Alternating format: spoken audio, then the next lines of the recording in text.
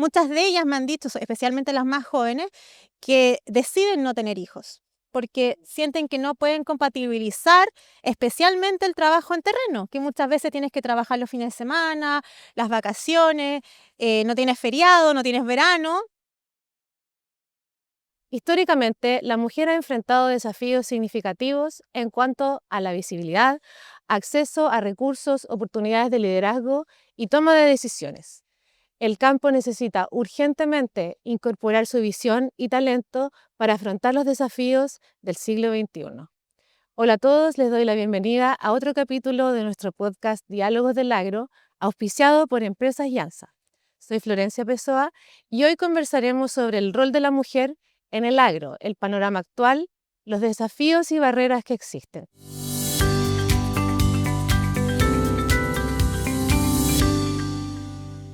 Para abordar este tema, hoy en día tenemos dos grandes invitadas. La primera de ellas es Sandra Solesi, agrónoma de personas. Sandra lideró por casi 6 años el Colegio de Ingenieros de Agrónomos de Chile y es delegada de Amagro, una poderosa iniciativa que se dedica a fortalecer, potenciar y visibilizar el papel crucial de las mujeres en todo el ecosistema agro. Ella además representa en la quinta región al Women Economic Forum en el sector agroindustrial y agritech. Quiero agradecer la invitación de IANSA, Florencia, por esta iniciativa que encuentro que son súper positivas de poder compartir y crear estas instancias de conversación. Nuestra otra gran invitada es María Esther García, también ingeniero agrónomo y magíster en ciencia, líder en temas de plagas y enfermedades y parte del equipo de I+D e innovación. María Esther lleva trabajando en Empresas Yansa más de 10 años y se ha desarrollado profesionalmente en el área de la entomología y enfermedades de diferentes cultivos.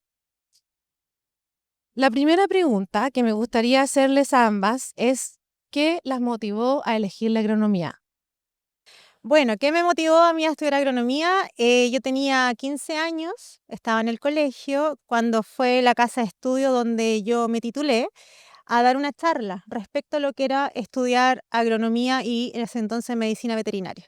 Y me gustó tanto que fue en cosa de segundos que decidí estudiar ahí, porque mi sueño siempre fue tener una viña, ser enóloga. De hecho, tengo un diplomado en enología también.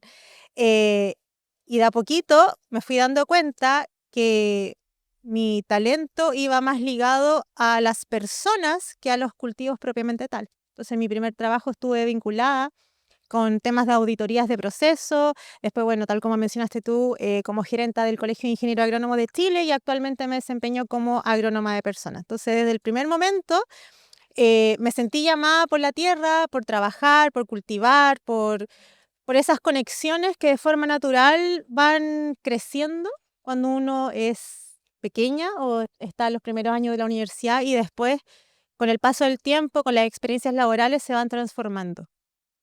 Cuéntame un poco qué significa esto de ser agrónomo de personas.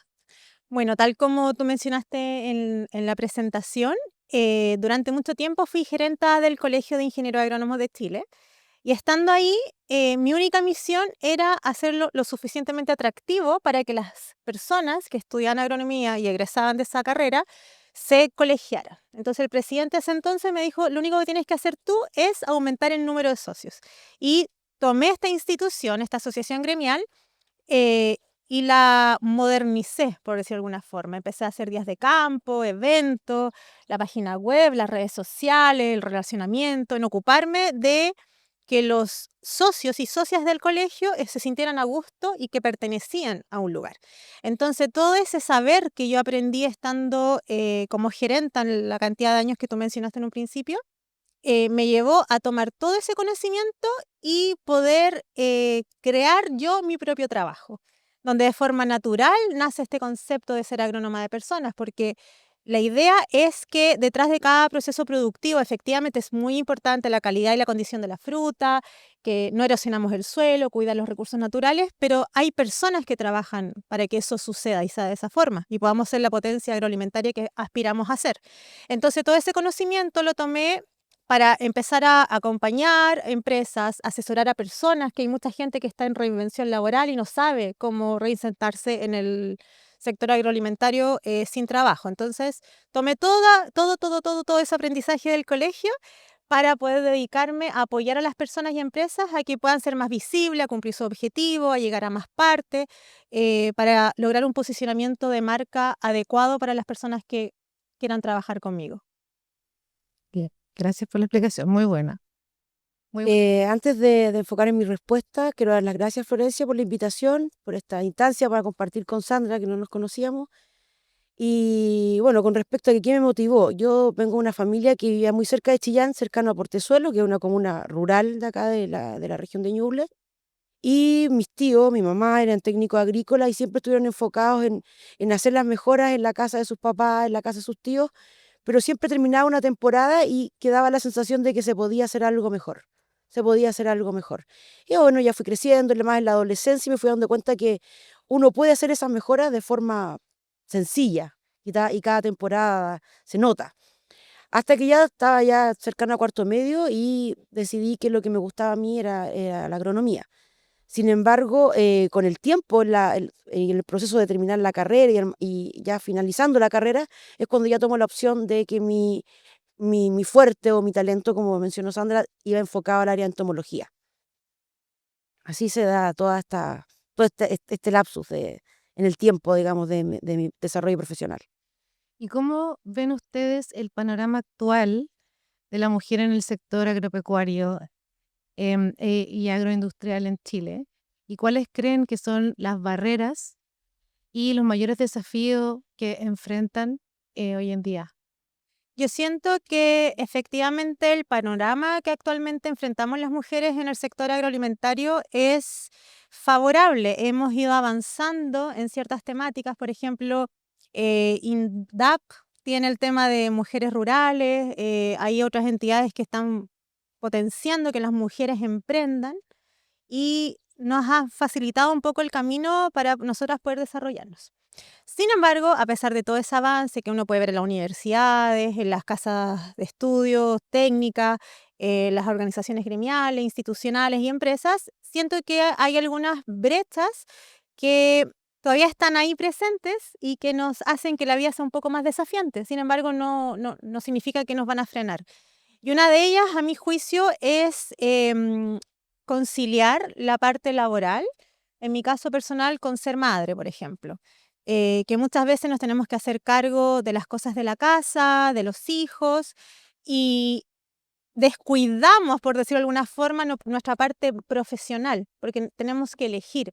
Y en mi caso, como tengo vinculación con bastantes mujeres, desde los 25 años hasta los 70 años, muchas de ellas me han dicho, especialmente las más jóvenes, que deciden no tener hijos, porque sienten que no pueden compatibilizar especialmente el trabajo en terreno, que muchas veces tienes que trabajar los fines de semana, las vacaciones, no tienes feriado, no tienes verano, y los niños y niñas en la casa tienen que ser atendidos, o las cosas labores rutinarias también que podemos tener, como el tema de los colegios de nuestros hijos. Entonces yo siento que ese tema, esa brecha existe, si bien es cierto, se puede abordar y aquí necesitamos la ayuda de todas las personas del sector agroalimentario y de las empresas para poder sobrellevar eso. Es una brecha, a mi juicio, bastante importante. Y la otra, que se da mucho en el tema rural, para que las mujeres puedan seguir expandiendo sus emprendimientos, se requiere también temas más tecnológicos, más de capacitación, más de acompañarlas en terreno en que puedan desarrollarse. Yo recojo lo que dice Sandra con respecto a que en el caso de nosotros tenemos que ser mamás, tenemos que ser, entre comillas, dueña de casa, somos apoderadas, tenemos que compartir con los niños, con las actividades del curso. Entonces hay que buscar en el día a día un equilibrio para esto, porque también hay que trabajar, que hay días de campo, que al final uno llega más cansado en la tarde, que ya no te puedo acompañar mucho con tu tarea, pero creo que eso se puede hacer. Lo que sí hay que buscar el equilibrio y que esa brecha no sea con dificultad. Yo creo que hemos crecido harto como mamás, como, no sé, como profesionales, pero siempre lo ideal es que eso se compatibilice, para que no una cosa desgaste la otra y nos permita hacer las dos cosas de la mejor forma posible. Claro, siempre pensando que el campo no para y es difícil, es diferente a otro tipo de rubros y trabajos, ¿no? ¿Sienten ustedes que la formación académica las preparó adecuadamente para abordar este tipo de desafíos de género y liderazgo que han encontrado en el campo laboral? En mi caso, yo siento que en el lugar donde estudié se enfocaba mucho en la parte técnica de conocimientos, más que habilidades blandas como liderazgo, como enfrentar quizás una oferta laboral, cómo abordar una entrevista de trabajo, cómo ir a trabajar al terreno, cómo relacionarse con las personas. Siento que ahí hubo una falencia que actualmente me imagino que está siendo abordada porque las generaciones van cambiando, las mujeres están un poco más empoderadas, las mujeres tienen más poder de decisión, están tomando más roles de liderazgo y de esa forma uno puede aminorar eso quizás en mi caso personal viví estando en la universidad. Entonces, cuando salí de la universidad, efectivamente yo sentía que me faltaban herramientas. Y esas herramientas las tuve que construir muchas veces en la práctica, como el ensayo y error, ¿verdad? Cometiendo errores, equivocándose, y ahí uno empieza a adquirir esas herramientas.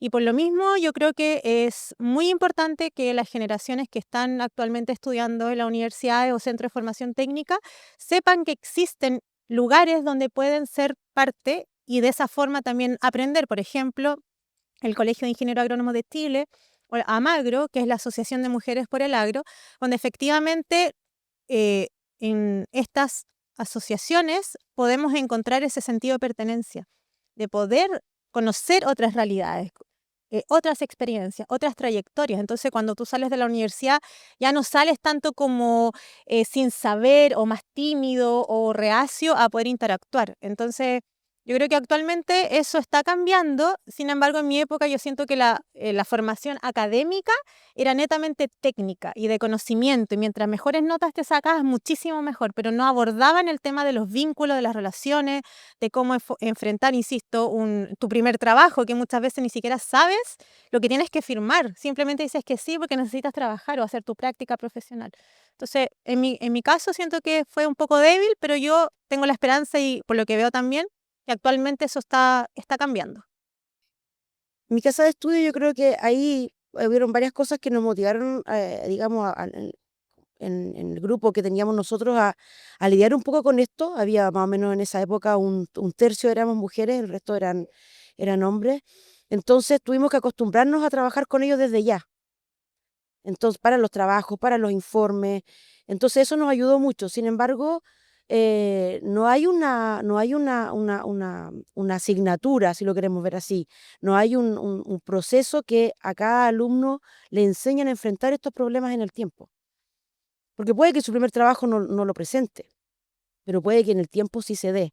Eso no se da en la universidad.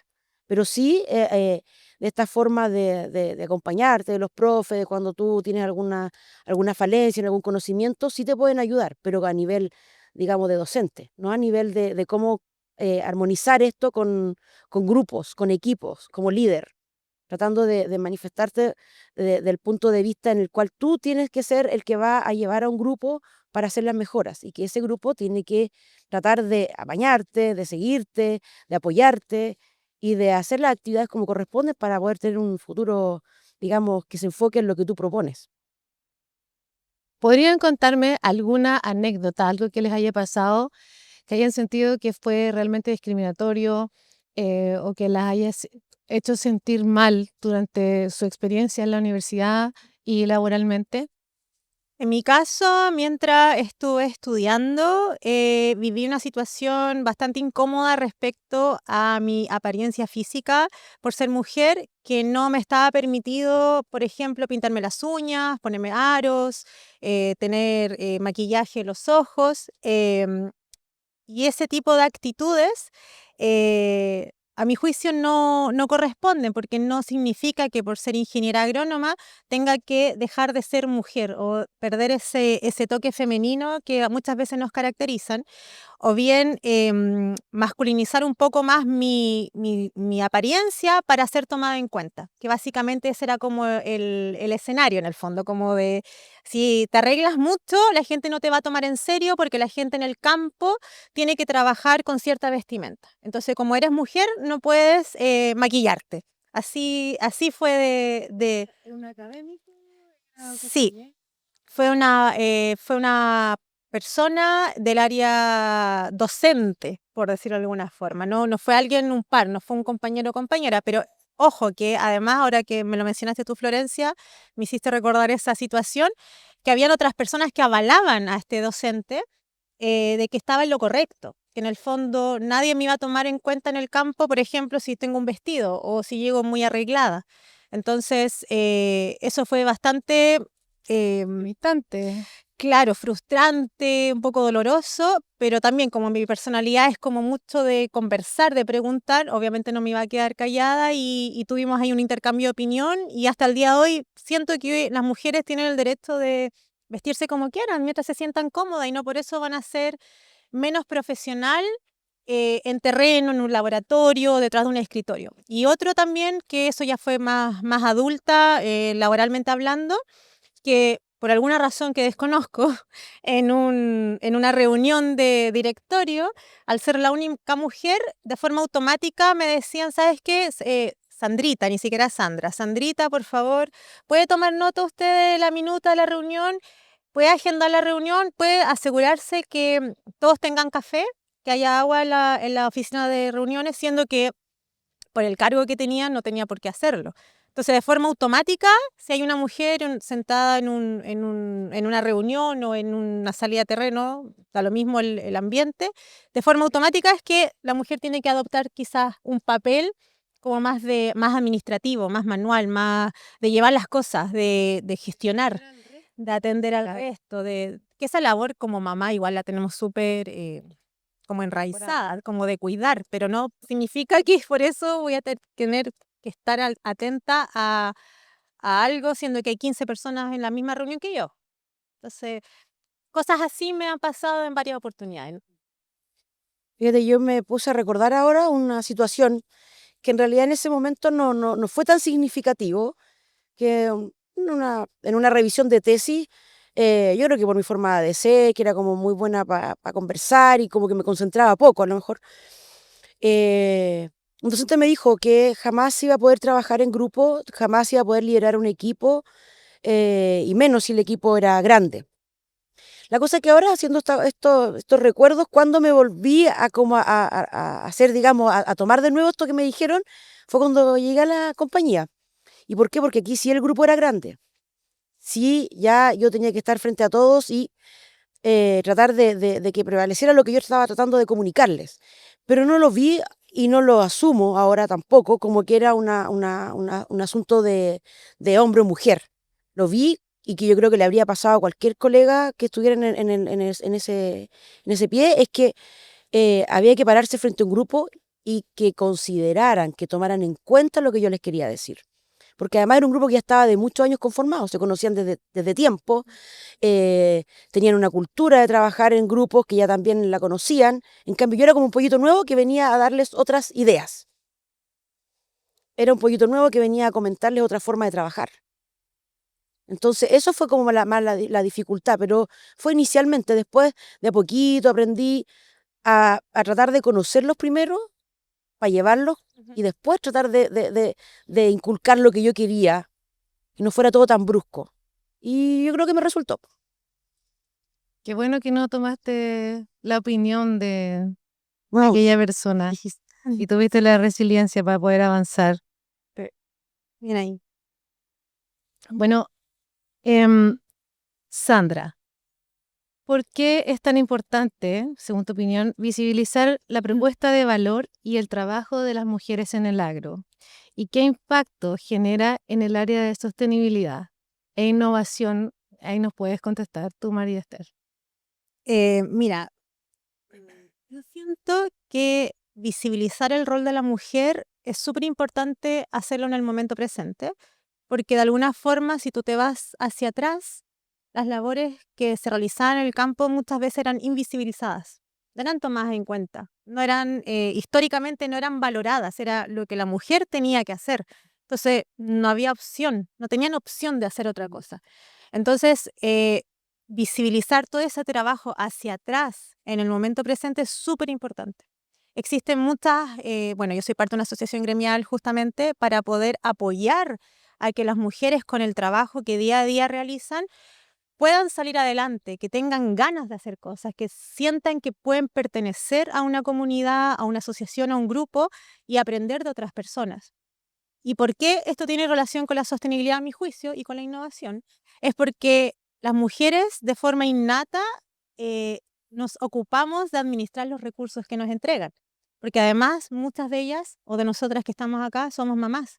Entonces tenemos que administrar muchas veces con un presupuesto limitado, Sí. tenemos que hacer maravillas. Entonces, sabemos gestionar los recursos a nivel económico, a nivel medioambiental, cuidamos la tierra, procuramos que lo que cultivamos, porque somos mamá, tenemos hijos, alimentamos nuestra familia y eso viene de algo ancestral, histórico.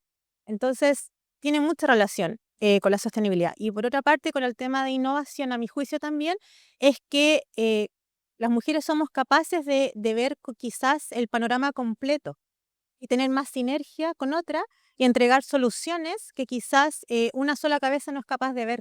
Entonces nosotras como mujeres, al ser quizás más empáticas, como decías tú, María Esther, de escuchar a un otro, de mirar, de observar y después diagnosticar, tú puedes entregar quizás una recomendación distinta a que si tú llegas de buena De forma avasalladora. de forma avasalladora. Entonces, como mujeres tendemos a eso, a verlo de una forma más global, por nuestra capacidad de ser como somos.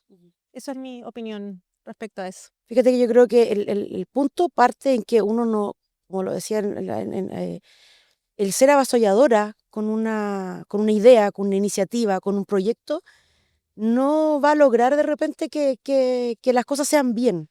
Lo que uno tiene que lograr es que tu idea, tu proyecto, lo que tú quieres que se comunique bien.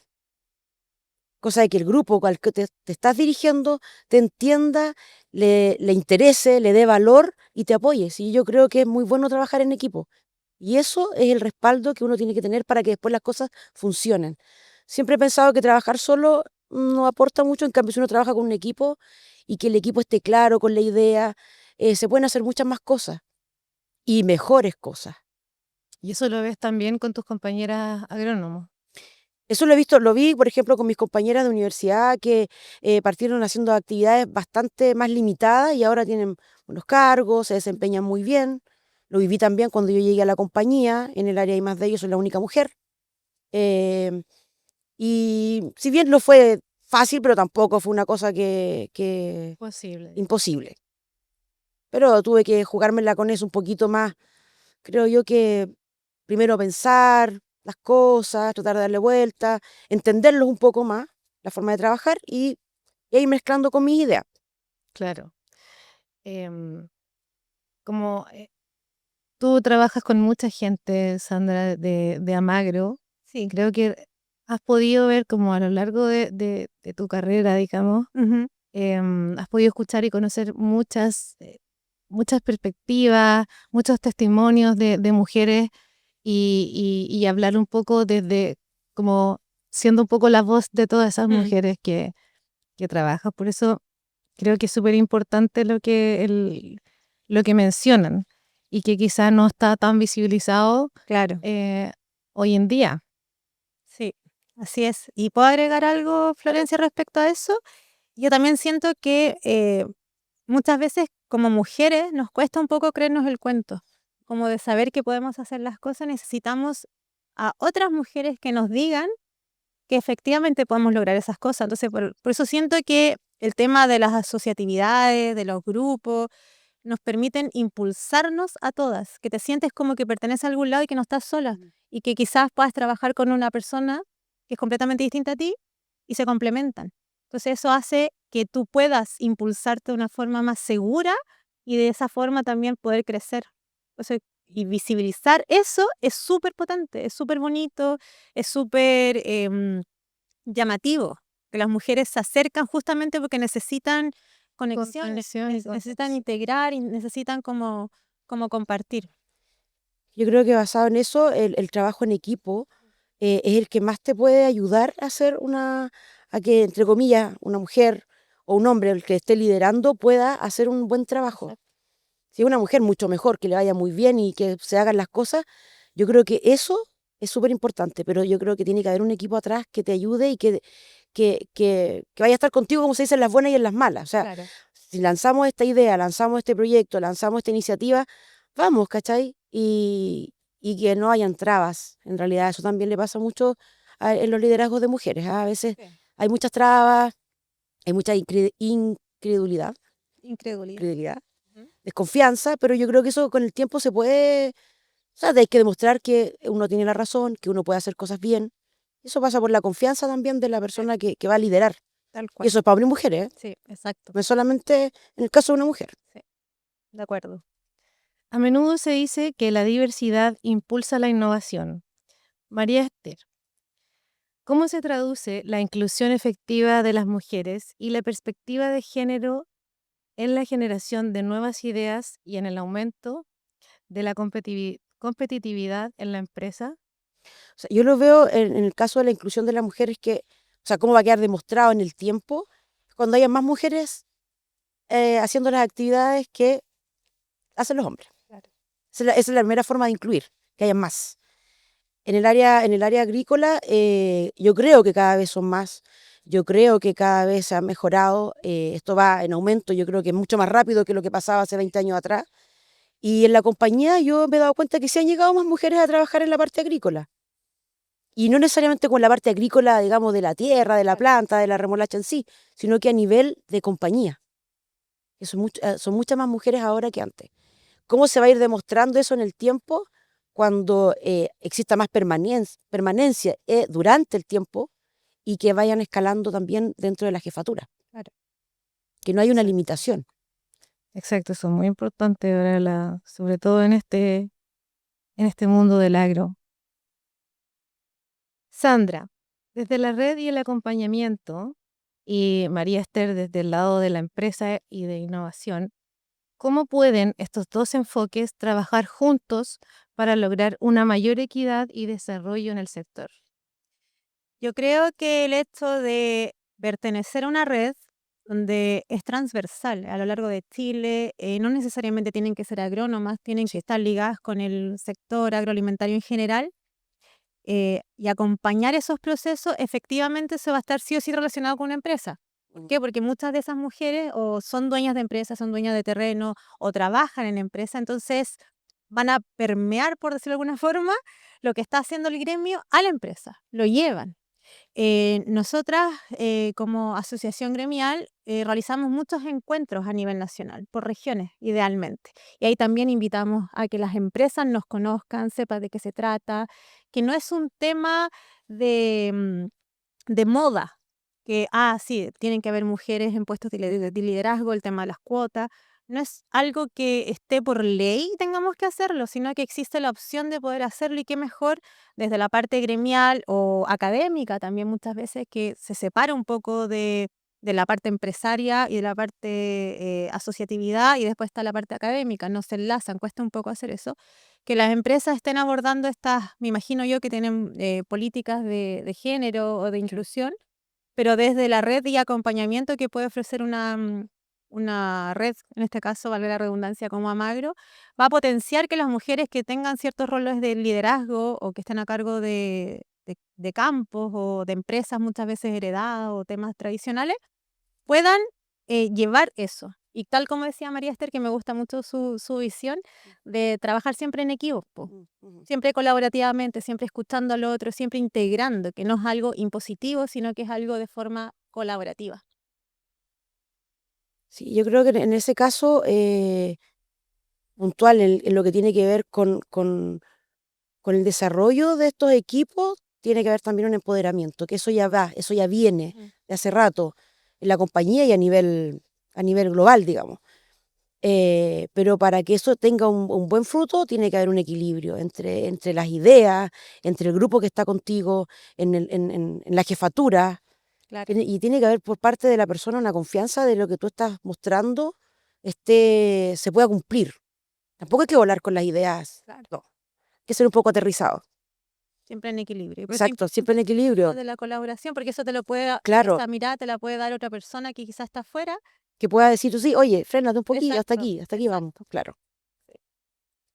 Bien, parece obvio, pero en este sector específicamente pareciera que em, el género, en el fondo, define un poco la calidad de profesional y algo que no debiese ser No así. debiese ser así.